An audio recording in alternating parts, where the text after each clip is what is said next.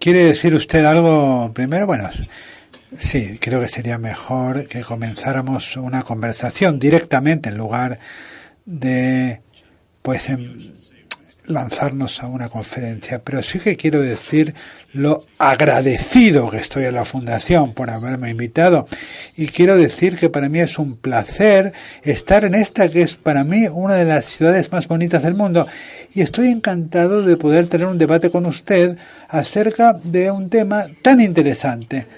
Por lo tanto, mira, vamos a ver, vamos a tener una conversación. No queremos conferencias ahora mismo. A ver, hay libros para leer y libros para tener. La Plaza y la Torre es un libro para tener y para leer. Para tener porque debe ocupar un papel prominente en la biblioteca de cualquier persona, y para leer por lo menos por 4 razones. En primer lugar, porque La Plaza y la Torre, de alguna forma, es el libro de los libros, porque incluye el conocimiento de los libros anteriores del autor, como la biografía de Henry Kissinger, Civilización, Imperio, la Primera Guerra Mundial, el deterioro o la degeneración, la casa de Rothschild, etc. La segunda razón es que el libro es una lección extraordinaria de historia, y lo comentaremos más adelante. La tercera razón es que La Plaza y la Torre, pues de alguna forma intentan interpretar el mundo actual, un mundo en el que viven 2 tipos de personas: los que son propietarios de las redes y aquellos que las utilizan. Y la cuarta razón, que es la última y no os voy a aburrir más, el libro muestra que fiarnos de las redes para gestionar el mundo es una receta de la anarquía. Hay que imponer algún tipo de orden jerárquico en el mundo. Pero vamos a empezar desde el principio. ¿Por qué es importante ir a Siena para comprender el título del libro, profesor? La Torre, La Plaza y la Torre. Gracias, mira, por esta amable introducción. Me siento halagado y me quiero disculpar por haber elegido una plaza italiana en lugar de una plaza española como punto de partida.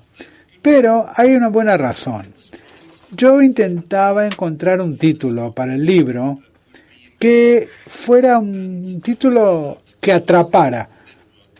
Y no lo quería llamar Redes y Jerarquías, porque me explicaron que muy pocos presentadores de televisión en Estados Unidos sabían lo que era una jerarquía. Por lo tanto, se nos tenía que ocurrir algo un poco más ocurrente. Y esto me llevó bastante trabajo. Y en mi estudio tenía colgadas 2 reproducciones bastante baratas de los frescos del Palazzo Público de Siena. Unas reproducciones que había comprado cuando era alumno, que estaba de mochilero por Europa. Y me llevé estas reproducciones de Oxford a Cambridge, luego a Nueva York, a Harvard, y ahí las tenía en Stanford. Y de pronto comprendí por qué las había guardado durante tantos años, porque me di cuenta de que justamente el título del libro iba a ser La Plaza y la Torre, porque ahí tenéis una ilustración muy, muy gráfica en el centro de Siena de los 2 conceptos con los que quería comenzar el libro. La plaza pública, en este caso la Piazza del Campo, es el lugar donde los ciudadanos de Siena establecen redes, donde se reúnen entre sí, intercambian bienes, productos, sin ningún tipo de estructura. Bueno, quizás en la carrera de caballos, que se llama el palio, pero además, por encima estaba la Torre del Manja, proyectando su sombra, como vemos en esta imagen, que es una representación del orden jerárquico de la política. Y esa dicotomía entre las redes sociales y las estructuras jerárquicas fue el punto de partida del libro y también el título del libro. Y volví a Siena, justamente antes de la publicación del libro, con mi hijo mayor, para comprobar que no recordaba, que mi memoria, que mi recuerdo no estaba equivocado. Y realmente me quedé alucinado por esos frescos tan extraordinarios. Eran mucho más vívidos de lo que recordaba y había detalles de los que me había olvidado. Por ejemplo, el hilo conector entre los ciudadanos, entre la alegoría del buen gobierno, pues realmente establece una red conectada por un hilo prácticamente invisible. Por lo tanto, mereció la pena volver a Siena para ver todo esto. Usted es una persona más de redes que de jerarquías. Eso es algo que usted confiesa en su libro. Pero, ¿por qué escribió usted este libro? ¿Hay alguna razón particular para haberlo hecho? Bueno, pues la respuesta a esta pregunta, de hecho, me remonta al libro anterior, que es la biografía de Henry Kissinger. Al final, al acabar el primer volumen, Henry Kissinger había pasado de ser refugiado de la Alemania nazi a haber sido designado asesor para la seguridad nacional por el presidente Nixon. Y acabé esta parte y me pregunté, ¿cómo voy a hacer para escribir el segundo volumen? ¿Cómo le voy a explicar a los lectores cómo un profesor de Harvard, que es lo que básicamente él era en el año 68, cómo un profesor universitario se convirtió en unos pocos años el hombre más poderoso de Estados Unidos? Y durante la crisis de Watergate y la transición a la presidencia del general de Gerald Ford, pues fue el hombre más poderoso del mundo. Y yo pensaba, esto no solo se puede atribuir a su poderío intelectual ni a algún tipo de personalidad maquiavélica, que es lo que mucha gente le atribuye a Kissinger. Y de pronto me di cuenta de que la respuesta podía ser que Kissinger tenía una red. O sea que la hipótesis del volumen 2 de la biografía de Kissinger, que todavía no he escrito, es que la clave del ascenso de Kissinger no estaba en su intelecto, sino en su capacidad extraordinaria de construir una red que se extendía más allá de la Casa Blanca, más allá de Washington, que se extendía a los medios de comunicación y también a muchos países extranjeros. Por lo tanto, la red de Kissinger fue una idea. Pero luego paré y me dije a mí mismo, yo no creo que pueda escribir esta segunda parte todavía porque no entiendo exactamente de qué van las redes. Llevo escribiendo de las redes durante mucho tiempo, pero de forma un poco informal. Escribí un libro sobre la familia de banqueros Rothschild, que habla también de las redes, pero de una forma muy informal, de una forma poco rigurosa. Entonces me fui a Stanford y tuve la oportunidad de pasar un tiempo con la gente que estaba construyendo las redes más grandes de la historia, es decir, Facebook, Google, etcétera, y hablar con gente que dedica la vida a estudiar las redes, economistas, sociólogos, también gente que estudia las redes neuronales, que son científicos que trabajan en todos estos temas. Por lo tanto, decidí que me iba primero a instruir sobre qué son las redes, cómo funcionan, antes de comenzar a escribir, pues, la segunda parte de la biografía de Kissinger. Por lo tanto, la Plaza de la Torre es un curso acelerado sobre ciencias de redes, traducido un poco en la ciencia de la historia. Me gusta lo que has dicho de que es un libro de libros. Podrías haber dicho que es uno de mis éxitos más grandes, pero me ha ayudado a plantearme mi trabajo anterior y de alguna forma repensarlo desde una nueva perspectiva. O sea, una nueva interpretación de la historia y de cómo aprender la historia. Pues es como una propuesta en cuanto a cómo estudiar la historia, porque siempre pensamos en los imperios, en los reyes, las reinas, las monarquías, las personas que han ganado las guerras y los conquistadores, pero normalmente no pensamos en las redes ni en la gente normal. Sí, y esta es una suerte de refinamiento del llamamiento que hacen muchas veces los historiadores, de que lo que se debe hacer es estudiar los grupos marginales.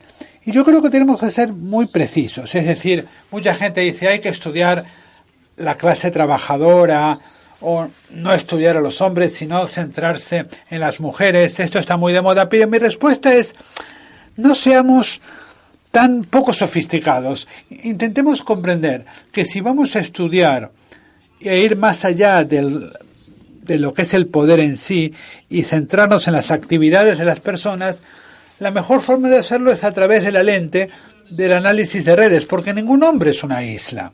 La gente está conectada entre sí y ahora tenemos una caja de herramientas conceptual que nos permite analizar las redes sociales y ver cómo las grandes ideas del pasado se transmitieron. Y esta es una parte muy importante del libro, es decir, se muestra que solamente analizando la estructura de las redes se puede comprender las revoluciones intelectuales y políticas. Por lo tanto, creo que es un manifiesto para utilizar un distinto enfoque hacia la historia. Hay mucha gente que ya lo está utilizando, pero está bastante aislada entre sí y trabajan en un trocito, en otro trocito del pasado, y no lo hacen de forma integral. Y la Plaza de la Torre intenta reunir todo esto en una suerte de todo sintético. Creo que ha llegado el momento de formular una pregunta acerca de la historia aplicada. Volviendo un poco a Kissinger, en 1973 Kissinger era el hombre más conectado del mundo, pero también era y sigue siendo un historiador extraordinario. Ha dicho que la historia no es un libro de recetas que ofrece cosas precocinadas, que enseña por analogía y no por máximas. La historia puede iluminar las consecuencias de las acciones en situaciones comparables. ¿Por qué no nos dice algo más acerca de la historia aplicada? Porque yo creo que el corazón del libro justamente es la historia aplicada, el libro de libros y la historia aplicada. Por lo menos yo lo entiendo así. Mira, creo que tú y yo estaremos de acuerdo en que el estudio de la historia no es un anticuario, no es una tarea de anticuarios. No estudiamos el pasado porque sea interesante en sí mismo. Estudiamos el pasado porque queremos comprender mejor el presente y queremos tener una idea de un poco cuál podría ser el futuro que nos espera. Pero esta no es una cosa que esté muy de moda en los círculos académicos, porque a mí en Oxford, en los 80, me enseñaron que las enseñanzas del pasado son algo que les interesan a los periodistas, porque los académicos piensan en otras cosas. Pero a mí me parece una tontería realmente no intentar obtener enseñanzas del pasado, pero la cuestión es cómo hacerlo de forma rigurosa, porque si no lo hacemos de forma rigurosa, entonces terminamos en lo que yo llamo la versión popular de la historia aplicada, en la cual todas las crisis al final se comparan con la crisis de los años 30. Este es un problema bastante común entre los políticos, que siempre están intentando establecer analogías con la crisis de los años 30 sin haberla estudiado de forma muy seria. Y realmente, pues, comparar lo que pasa en nuestro tiempo siempre con los años 30 es un poco aburrido. La crisis de los años 30, el surgimiento del fascismo, Hitler, etcétera. Y en este libro lo que digo es que este es un sitio equivocado en el que buscar analogías para nuestra propia era. Nosotros estamos muy alejados de los años 30 y realmente no tiene mucho sentido buscar analogías en ese periodo. Al escribir el primer volumen de la biografía de Kissinger, me di cuenta de que Kissinger en sí mismo es un historiador aplicado, porque es una de las pocas personas que existen que entró en el reino del poder con una idea muy cabal de la historia, ya desarrollada. Por desgracia, la mayor parte de la gente que tiene poder no ha estudiado historia para nada. Hay muy pocos historiadores. Si vas a Washington, D.C., son una rareza. Y sucede lo mismo en muchas ciudades europeas. El resultado es que, en general, la política se elabora en medio de un grave estado de amnesia. Si nos remontamos a la historia que tuvo Kissinger de Vietnam en los años 60, pues podemos entender, y cualquier persona que haya estado allí podrá entender pues, ¿cuál era la actitud de Kissinger en esa época? Y realmente, pues, yo recuerdo que cuando escribí el libro, me escribió una persona que había estado en el gobierno de Bush para decirme que la experiencia de la guerra de Irak se parecía mucho a la experiencia que yo había descrito en el libro, la experiencia de Henry Kissinger en la guerra de Vietnam. Yo creo que la historia aplicada es especialmente, pues tiene que ver con el uso correcto de la analogía, saber, pues, cómo deben hacerse las comparaciones, con qué debemos comparar. Y nosotros como historiadores no hacemos lo suficiente en nuestro trabajo como profesores para enseñar a nuestros alumnos cómo realizar estas analogías de forma correcta, cómo realizar analogías correctas. No dedicamos el tiempo necesario para conectar el pasado con el presente y ayudar a los alumnos a comprender el presente en términos históricos, y como no lo hacemos, esto lo hacen los periodistas y lo hacen los políticos y en general se hace muy mal. Dice que el impacto de Internet pues se puede comparar con el impacto de la imprenta en el siglo XVI en Europa. ¿Qué diferencias hay en nuestra en nuestra era de las redes y la época en la que se inventó la imprenta? Diferencias entre Gutenberg y Zuckerberg. Bueno, Gutenberg no ganó miles de millones de dólares, esa es una diferencia importante. De hecho, quebró y murió pues bastante pobre. Pero lo primero que quiero decir es que esta es una analogía correcta para comprender nuestra era. Es decir, el impacto del ordenador personal y de Internet es muy similar al impacto que tuvo la imprenta hace 500 años o más. ¿Por qué? Bueno, pues porque a diferencia de las tecnologías de la comunicación del periodo entre estos dos hitos, la televisión, la radio, el telégrafo, el cine, estas tecnologías permitieron una forma muy descentralizada de comunicación, permitieron el florecimiento de una forma muy descentralizada. En cambio, las tecnologías que se dieron entre ambas en la revolución industrial eran fáciles de centralizar.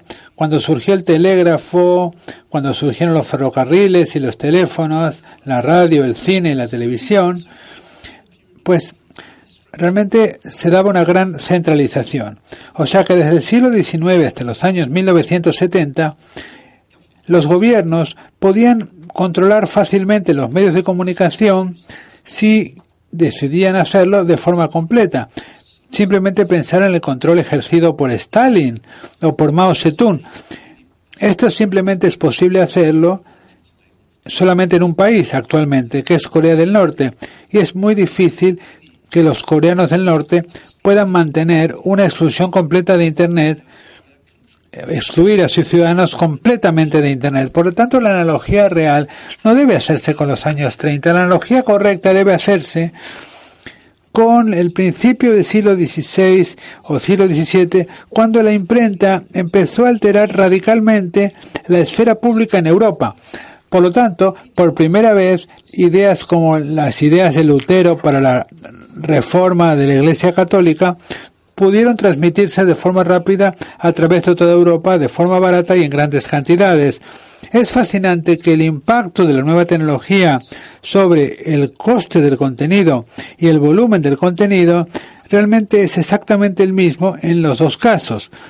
Lo único es que el ordenador personal e Internet tienen un impacto exponencial sobre el volumen de contenidos y reducen espectacularmente el coste de los contenidos en un periodo de tiempo mucho más corto.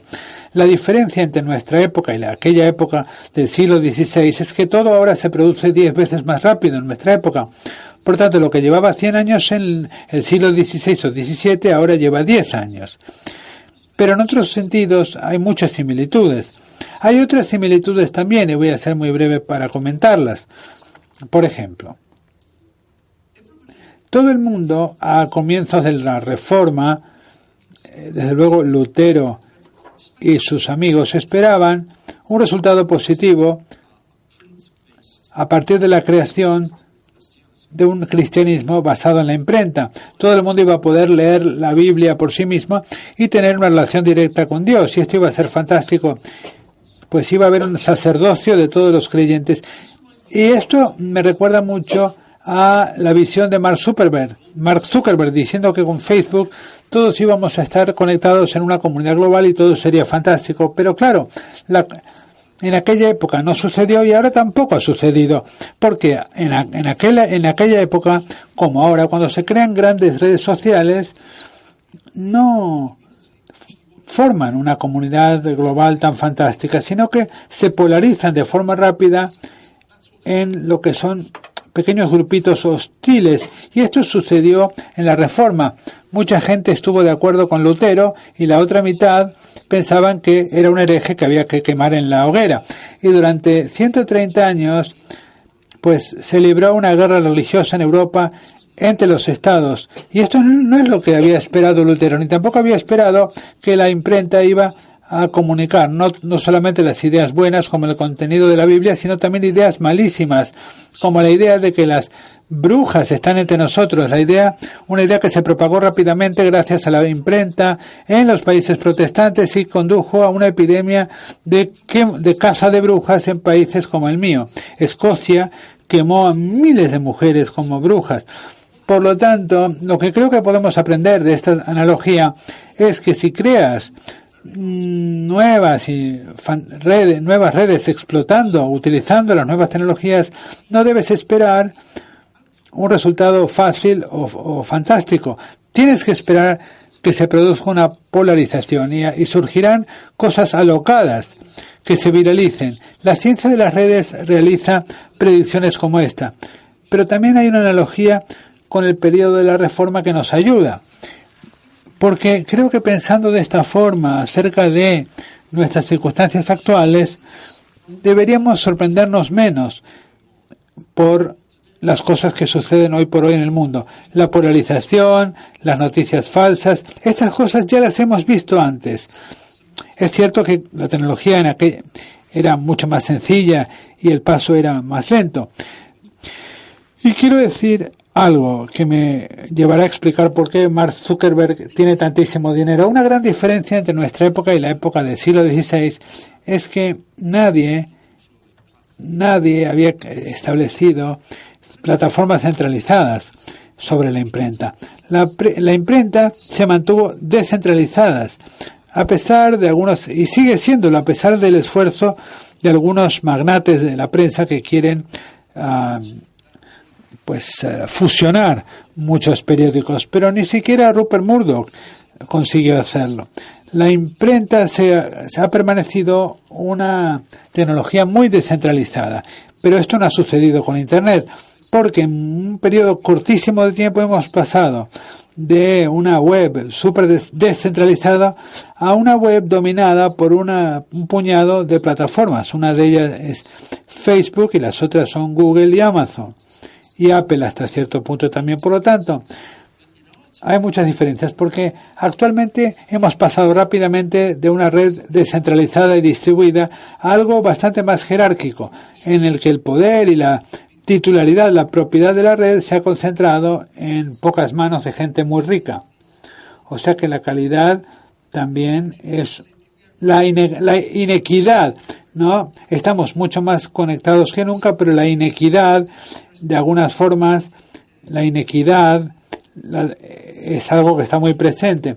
Bueno, nos habían dicho que todos íbamos a ser ciudadanos de la red, todos íbamos a tener nuestro blog y sería un mundo plano en que todo el mundo iba a tener los mismos derechos, un mundo plano, un mundo igualitario.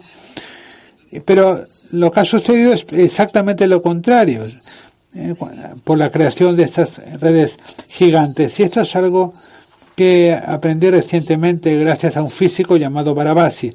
Barabasi dice que si analizas la física de las redes, de hecho realmente es muy poco probable que las grandes redes sociales, la gran red social pueda ser igualitaria debido al fenómeno de adhesión preferente. Cuando un nuevo nodo se une a la red, quiere estar conectado a los nodos más conectados. Y esto realmente es una idea muy importante que tiene implicaciones para nuestras redes sociales actuales. Cuando decides, si lo decides, incorporarte a Twitter, pues no sigues a Niall Ferguson, sigues a Donald Trump, sigues a la gente que ya tienen un número enorme de seguidores. Por lo tanto, hay que decir que las grandes redes sociales tienen inherentemente una gran desigualdad o inequidad aparejada a ellas. Y además, la mayor parte de nosotros somos solamente usuarios. Pero claro, lo que mola es ser propietario de las plataformas. Tener, si eres inteligente, eres propietario, y si eres tonto, simplemente lo que haces es dar tus datos gratuitamente, diciendo y de forma ingenua, ay, mira, este producto es gratuito, es gratis, mira qué bien, pero lo que estás haciendo es dar todos tus datos gratis. Y luego dices que la torre es el Estado-nación, ¿no? La jerarquía. Y dices que una de las amenazas más importantes al orden mundial jerárquico es la noción de la red en sí misma.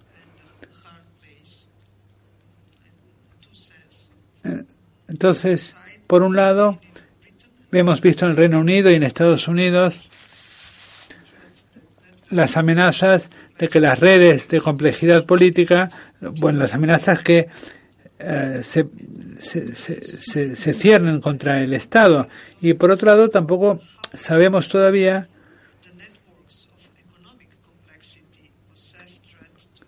pues cuáles son las amenazas que se plantean en el entorno económico. Pero hablemos de las elecciones en Estados Unidos, porque en noviembre próximo Estados Unidos va a celebrar las elecciones legislativas. En una ocasión usted ha dicho que sin Facebook no existiría el señor Trump. Conocemos más o menos la historia, conocemos el tercer hombre, es decir, el señor Putin, los rusos, la injerencia rusa, pero también conocemos el caso de Brexit. El caso de Brexit fue la historia de la red frente a la jerarquía del establishment británico, y Trump también es una victoria de las redes sobre el Partido Republicano, ¿no? El establishment y también sobre las jerarquías del país. Pero en el 2010 incluso se demostró formalmente que las redes son un instrumento muy potente y una organización política de gran fuste. Pero, ¿qué pasó en el 2006? ¿Es solamente una cuestión de Facebook y Trump? Trump se bebe 16 Coca-Colas al día, está todo el día tuiteando. Realmente, ¿qué sucedió en el 2016? Porque todos mis amigos en Estados Unidos me decían, pero es imposible que gane Trump. Trump no tiene ninguna posibilidad de ganar las elecciones porque Hillary es la mujer, es la blanca, no sé, era inimaginable para los europeos. Todos los europeos preferían a Hillary, desde luego. Entonces, realmente, ¿qué sucedió en Estados Unidos en noviembre del 2016? Bueno, me alegra decir que el libro, La Torre y la Plaza, ofrece una muy buena respuesta a esta pregunta. Y lo que me inspiró a escribirlo precisamente fue el observar cómo se desarrollaba esta crisis. Una crisis que cogió a muchos profesores de Harvard pues por sorpresa, especialmente aquellos que eran expertos en ciencia política, que estaban convencidos de que Hillary Clinton iba a salir elegida. Yo creo que la respuesta más sencilla que te puedo dar es que la tecnología que hace posible Facebook y Twitter y Google, toda esta tecnología, pues los demócratas realmente no la comprendían bien. Los demócratas pensaban que esta tecnología era suya porque Obama la había utilizado. Sí, aquí tenemos esta gráfica que aparece en el libro. Lo que nos dice esta gráfica es el número de seguidores que tenían los candidatos en 2008 y en 2016, en Twitter y en Facebook. Y hay dos cosas que debemos observar. Una es que, a pesar de que Twitter y Facebook eran parte de la historia en 2008, eran minúsculos en aquella época. Y aunque era fantástico y muy sofisticado que Obama las utilizara, pues no se puede decir que hayan tenido un impacto decisivo sobre las elecciones, porque las usaba mucha gente, muy poca gente. Pero ahora, si avanzamos rápido hasta 2016, la escala de las redes había aumentado exponencialmente. Y además, mi segundo punto es que Trump dominó a Hillary en ambas, en Twitter y en Facebook. Tenía muchísimo más seguidores que Hillary en ambas redes. Y cuando analicé los datos en la elección de 2016, no pude evitar pensar, esto es totalmente contrario a los datos de las encuestas de opinión. Me gustaría saber más acerca del papel de las redes sociales en esta elección y me fijé en las búsquedas de Google. Mucha más gente buscaba el nombre de Trump que el nombre de Hillary. En las búsquedas la superaba en todos los estados, incluidos estados como Nueva York, California, Massachusetts, en los que cabría pensar que son estados democráticos. Entonces empecé a pensar que quizás habría que centrarse en el papel que desempeñaron estas redes sociales y empecé a encontrar realmente datos muy inquietantes. El primer dato inquietante fue que los rusos claramente utilizaron la tecnología para influir en las elecciones. Una forma muy obvia fue piratear las cuentas de email de los demócratas y distribuir los emails en momentos estratégicos a través de Wikileaks. Pero también se hicieron muchas cosas extrañas, como que empezó a aparecer contenido ruso en los discursos de Trump. Era algo rarísimo. Y también muchas otras cosas sucedieron que solamente ahora se están haciendo públicas. Lo más importante fue que la campaña de Trump utilizaba anuncios de Facebook automáticamente para dirigirse a los votantes y la campaña de Clinton no lo estaba haciendo. La campaña de Clinton, cuando Facebook les ofreció mandar ingenieros para trabajar con ellos para perfeccionar su uso de los anuncios, lo rechazaron, pero Trump no lo rechazó, al contrario, trabajó estrechamente con Facebook para asegurarse de que sus anuncios llegaban a las dianas seleccionadas. Una de las razones por las que yo me di cuenta de que Trump podía llegar a ganar las elecciones fue el Brexit, porque Brexit fue un ensayo importante. La campaña que defendía abandonar el Brexit utilizaba todas estas técnicas, que son técnicas muy poderosas, muy potentes, porque son baratas y se dirigen muy precisamente al votante individual, porque Facebook tiene los datos y puede asegurarse de que si en la campaña quieres enviar un mensaje a votantes afroamericanos en algunos estados claves para disuadirles de votar por Hillary, se puede hacer. Y es barato hacerlo. Es increíblemente barato. Desde el punto de vista de la campaña de Trump y la campaña de marcharse de la Unión Europea en el Reino Unido, pues es impresionante porque los recursos disponibles son muy inferiores que los que tiene el sistema. Pero claro, los que votaban por permanecer estaban muy seguros de que iban a ganar, había una gran seguridad, había mucha seguridad. Las empresas y las élites más ricas del Silicon Valley contribuyeron mucho dinero a la campaña de Hillary, o sea que ella daba por descontado que todos estaban de su lado. Imaginaros su cara la mañana del 9 de noviembre de 2016. Imaginaros las caras en el Consejo de Administración de Google y lo que decían. ¿Qué decían Google, Apple? Decían, madre mía, estaban aterrorizados porque sus intentos de ayudar a Clinton, básicamente, pues habían amañado las búsquedas. Porque si buscabas Hillary Clinton te salía va a ser una gran presidente, pero nada de esto había funcionado. Estaban conmocionados porque habían fracasado, pero la conmoción en Facebook fue aún peor porque se dieron cuenta de que habían ayudado a Trump. Sin darse cuenta, ellos habían ayudado a Trump y lo habían encumbrado a la presidencia, y esto pues hizo que toda la empresa entrara en un estado de shock. Por lo tanto, cuando se empezaron a realizar acusaciones sobre la interferencia de Rusia, Zuckerberg lo rechazó como una idea alocada, pero no era ninguna idea alocada, porque según parece, el número de personas que vio contenidos rusos en Facebook fue básicamente el mismo que el número de personas que votó por Trump. Por lo tanto, estamos asistiendo a una transformación del proceso democrático, que es tan espectacular como la forma en la que la imprenta modificó el mundo en el siglo XVI, y todavía no lo entendemos cabalmente porque porque es algo muy difícil de imaginar que las cosas puedan haber cambiado tanto entre 2008 y 2016. Y en este cambio el ciberespacio pues también tiene un papel importante, ¿no? Las empresas de Silicon Valley pues, ¿qué papel juegan en todo esto? Es decir, realmente ellos contribuyen a un gran desarrollo, pero por otro lado,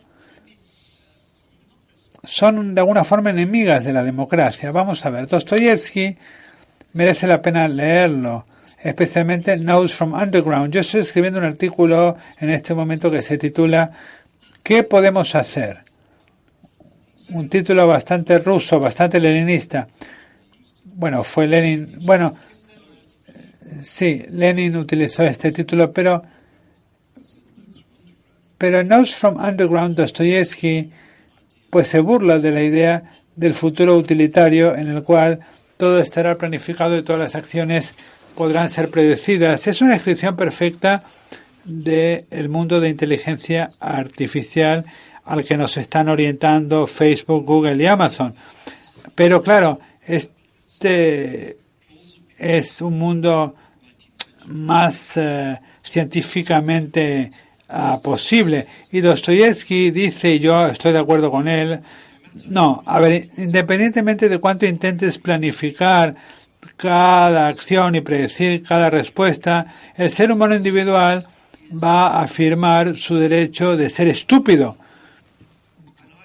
Y realmente a mí me encanta esta cita, porque esa es exactamente mi respuesta a Big Data, a la inteligencia artificial y a las plataformas que quieren predecir qué es lo que yo voy a comprar la siguiente vez. Yo me rebelo contra todas estas cosas. Y esa es la primera parte de la respuesta. Desde luego, la segunda parte es que no podemos dejar las cosas tal y como están. Ahora mismo, un 80% de los estadounidenses obtienen sus noticias a través de Google o Facebook. No van directamente al New York Times. Leen las historias que Facebook o Google les sugieren. Un 80%, y esto le da a Facebook y a Google más poder que el que tiene o que el que ha tenido cualquier editorial en la historia de la literatura, de la imprenta.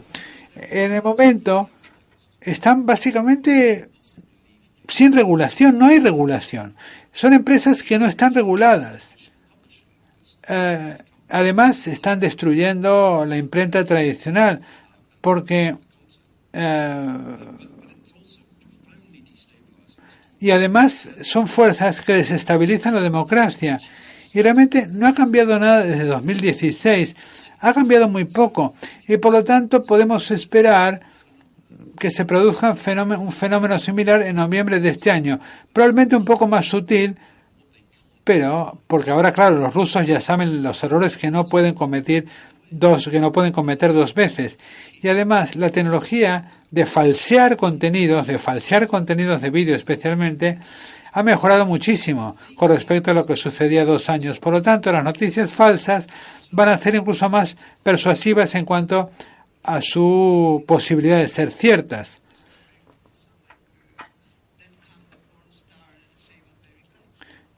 Entonces es una historia como aquí viene la estrella del porno para salvar a los Estados Unidos. O no sé, quizás los demócratas tienen alguna posibilidad. Bueno, cualquier persona que realice predicciones sobre la política norteamericana en este momento, pues está en una situación difícil porque yo creo que es probable que los demócratas vuelvan a ganar, recuperen el Congreso. Incluso es posible que se realice un proceso de impeachment a Donald Trump. Creo que es muy posible que Robert Mueller publique un informe en algún momento de este año con pruebas realmente muy contundentes de que la campaña de Trump estuvo en connivencia con los rusos, pero yo no creo que nada de esto vaya a derrumbar a Trump, porque su popularidad podría incluso ser mayor si se le plantea un juicio político a un impeachment. Esto, desde luego, es lo que pasó con Clinton. Por lo tanto, yo creo que los demócratas podrían ganar una victoria pírrica este año simplemente para perder en el 2020. Realmente me cuesta imaginarme la cantidad de candidatos que va a haber para la nominación demócrata, por lo menos 30, por lo tanto será un tremendo circo. Y en esta carrera, quién sabe quién va a surgir como candidato. No creo que sea Stormy Daniels, pero tampoco estaría al 100% seguro. Estamos en una situación bastante alocada, pero yo creo que no hay garantía de que la presidencia de Trump termine de la forma en la que muchos periodistas quieren que termine, es decir, en una reedición del Watergate. No son ahora los años 30 ni tampoco los años 70 y creo que tenemos que ser muy cautelosos y no subestimar la capacidad que tiene Donald Trump de resistir pues unos meses que se avecinan que serán muy difíciles. Ahora, la tormenta que está sufriendo ahora, pues que también tiene que ver con los efectos del huracán Katrina en la costa este, va a plantear también un desafío enorme al gobierno de Trump. Vamos a leer su artículo sobre lo que se puede hacer, pero un mundo de redes puede tener un orden, puede ser algo organizado. Bueno, sé que usted piensa que no, pero ¿por qué?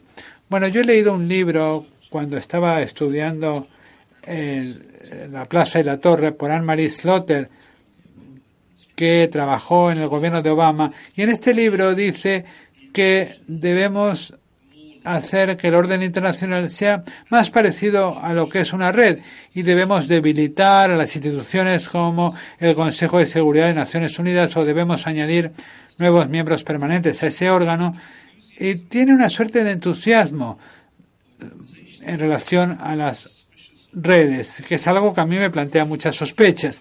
Yo creo que si intentas gobernar el mundo basado en Facebook, creo que rápidamente nos sumergiríamos en una nueva guerra de los 30 años. Yo realmente me opongo firmemente a esta línea de argumento y al final en el libro se dice que tenemos que fortalecer los elementos jerárquicos en el sistema internacional. Y voy a establecer una breve analogía y quizás luego podamos abrir el turno de preguntas. Mi analogía tiene que ver con el primer libro de Henry Kissinger, Un mundo restablecido, en el que dice que una de las razones por las que Europa tuvo paz entre 1815 y 1914 es que pues en 1815 las cosas se hicieron muy bien después de la era napoleónica y con esto no podemos estar de acuerdo. Aunque claro, el acuerdo fue bastante poco justo, porque si no eras una de las 5 potencias y España no lo era, eras una potencia de segunda clase y las decisiones tomadas por Inglaterra, Francia, Prusia, Rusia y Austria te afectaban a ti y ellos se reservaban el derecho de intervenir y de hecho intervinieron en los asuntos de España si veían cualquier amenaza revolucionaria a este nuevo orden. Ahora, te guste o no, funcionó muy bien Y el siglo XIX fue mucho más pacífico en Europa que el siglo XVIII y muchísimo más pacífico que el siglo XX. Por tanto, yo lo que digo es, de hecho, tenemos un orden mundial legítimo, ya lo tenemos. Hay 5 potencias importantes que tienen una situación privilegiada. Son los 5 miembros permanentes del Consejo de Seguridad de Naciones Unidas. Y lo que tenemos que hacer, si queremos tener algún tipo de orden en este mundo de redes tan alocado, es hacer que trabajen juntos de forma más eficaz. Un ejemplo. Una fuente importante de inestabilidad en el ciberespacio, como ya se ha dicho, es Rusia, uno de los 5 miembros permanentes del Consejo de Seguridad. En mi opinión, la ciberguerra será continua y cada vez mayor, a menos de que se pueda persuadir a los rusos de que firmen una suerte de convención que limite la guerra cibernética. Igual que en el pasado se firmaron acuerdos para limitar las guerras químicas o con armas químicas. Y buscar disuasores es inútil. Por lo tanto, mi esperanza es que, y esto es algo que yo pues he dicho otras veces, es que el objetivo de la política norteamericana y de la política europea debe ser el fortalecer el Consejo de Seguridad de Naciones Unidas, como hemos visto en la situación de Norcorea, y obligar a los rusos a que vuelvan al redil. Hay una expresión muy básica que yo suelo utilizar y espero que que la familia del Pino me perdone, pero a veces se dice o se ha dicho de Rusia, y yo lo he dicho, yo mismo lo he dicho hace algunos meses, que Rusia no puede decidir si es parte del orden mundial o si es una potencia revolucionaria. Le cuesta decidirlo, porque a veces Rusia está dentro del redil meando hacia afuera y a veces está fuera del redil meando hacia adentro, pero siempre está meando. Y eso es lo que es, ese es el elemento más desestabilizador del orden mundial. Tú has utilizado una frase, mira, Europa está entre una roca y un lugar duro en términos del mundo de las redes, porque Europa no tiene ninguna empresa tecnológica potente. Las grandes empresas tecnológicas o bien son las empresas de FANG en Estados Unidos o las empresas de BAT en China. No hay nada en Europa que merezca la pena. Por tanto, según estas plataformas redes vayan creciendo y siguen creciendo y poco a poco vayan cubriendo toda la superficie del mundo, Europa no va a poder estar en una situación potente para determinar nada, para decidir nada, y ese es un problema para esta parte del mundo. Antes de abrir el turno de preguntas, simplemente quiero formularte una última pregunta. Imaginemos una guerra cibernética. Las redes se les da muy bien la creatividad, pero ¿qué pasa cuando hablamos de seguridad y de defensa? Es una pregunta porque no me puedo resistir a preguntarte sobre el libro de tu mujer, que es también autora, su último libro, que explica que el terrorismo islámico no solamente está relacionado con el concepto de yihadismo, sino que se relaciona con el concepto de Dawah, es decir, el Islam político, la ideología política del Islam y un instrumento de radicalización. Por lo tanto, tú eres experto en las redes, ella es experta en Dawah. ¿Por qué no vinculamos ambos conceptos? ¿Cuál sería el papel de las redes en la radicalización de estas personas y la instrumentalización de estas personas en el terrorismo islámico? Creo que es una de las mayores amenazas que se ciernen sobre nosotros y es un problema que nos va a acompañar durante mucho tiempo. Me alegro de que hayas mencionado a Yana, mi mujer. Mi mujer es una persona mucho más interesante que yo y mucho más guapa y también mucho más valiente. Estoy seguro de que si ella estuviera aquí hoy habría muchísima más gente en el auditorio y además tendría que haber guardaespaldas porque habría yihadistas que intentarían atentar contra su vida. ha sido una voz muy valiente desde el 11 de septiembre, intentando que todo el mundo comprenda la amenaza que supone el terrorismo islámico. También ha intentado entender un poco qué es lo que hace que una persona se decida empotrar un avión contra un edificio. Entonces, lo que ella cree es que la ideología del Islam radical pues plantea una amenaza fundamental a los valores occidentales y de la sociedad occidental en muchos frentes. Y el más importante es la hipótesis de que los hombres y mujeres deben ser iguales, porque la relación entre los sexos es muy distinta en el Islam. Y el Islam político no acepta nuestra distinción tampoco entre Iglesia y Estado, porque para ellos no hay ninguna distinción entre lo religioso y lo político. Donde mi mujer y yo unimos fuerzas intelectualmente es que yo estaba trabajando en redes y ella trabajaba en el extremismo no violento, la dawa, que es la forma en la que una ideología radical se transmite. Y nos dimos cuenta de que esencialmente pensábamos de igual manera. La razón por la que los terroristas cometen actos de violencia tiene que ver con que ha habido un periodo de preparación, un periodo que se podía llamar de lavado de cerebro, de proselitismo, y en toda Europa y en Estados Unidos y en todo el mundo hay redes, centros islámicos, mezquitas gestionadas por clérigos radicales que propagan una versión extremista del Islam. Y no es hasta que dedicas tiempo a esto que empiezas a pensar en la yihad y te encuentras con la dawa, que es un proselitismo no violento, y más adelante sí viene la yihad. Nosotros en Occidente desde el 11 de septiembre pensábamos que estábamos combatiendo una táctica terrorista y hemos dado respuestas militares al terrorismo, y una y otra vez hemos intentado de alguna forma descartar, ¿no?, el componente, o de alguna forma apartar el componente ideológico. Y según lo hacíamos, no hemos hecho nada para luchar contra el avance del concepto de dawa, financiado por los estados del Golfo y que se está propagando no solamente en Occidente, sino también en África. Y este es un problema de seguridad enorme para el futuro.